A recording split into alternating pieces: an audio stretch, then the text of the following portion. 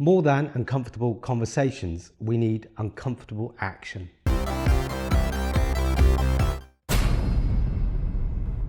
When it comes to conversations around diversity, there's been a lot of emphasis on listening. And whilst that's definitely necessary and a huge part of the general direction of travel, it's not the only action that's required. Listening to diverse voices must have its place amongst a multifaceted or multi-dimensional or multi-layered strategy plan of action. Listening to diverse voices should ultimately land in some kind of near action or near change. What I mean by that is a lot of companies, organizations, and even individuals have put a lot of emphasis on listening, but like in football, they've celebrated too early. They can think that the work is done, that listening in and of itself was enough. But what they don't realize is that for a goal to be counted as a goal, it's a case of all of the ball over all of the line. Listening should lead to some kind of better understanding, yes, but listening should also ultimately lead to some kind of real, actual change.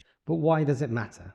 Well, in listening, in identifying a problem, you've done one critical thing. You've identified a place from where you can start making changes, and you've identified a place from where you need to start making changes. And you've not only identified a starting place, but you've set a clock in motion. Now, people say that change takes time, but I'd counter that by saying that actually change takes commitment, and time is the measurement of that commitment.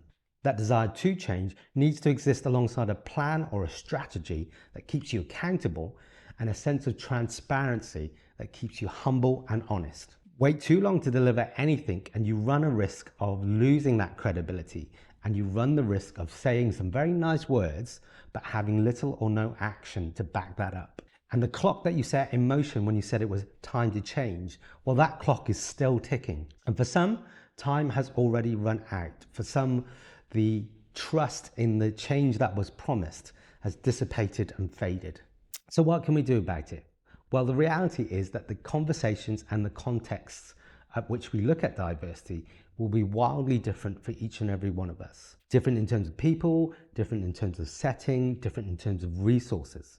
But the way that you can respond is to turn that listening into some kind of actionable and deliverable change. Now, that action won't necessarily solve everything, but hopefully it has some clarity around it. Hopefully it's part of a broader, wider, bigger plan or strategy.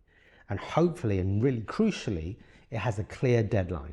No matter how inconvenient or uncomfortable that might be, uncomfortable action is drawing a proverbial line in the sand today, not tomorrow. And it's delivering something that reflects that commitment to change, not at some point in the distant maybe future, but delivering it sometime soon, sometime real soon. Okay, thanks for joining us here on the PaperThin Place. On this channel, we talk about communication, creativity, and culture, and sometimes we do that through the lenses of leadership, diversity, and art. So if you like this kind of stuff, please let me know, drop a comment, give us a little message on the socials, or subscribe and come back for more stuff like this. Thanks very much for your time. Hopefully see you soon. Until then, take care, be kind, be nice, and bye.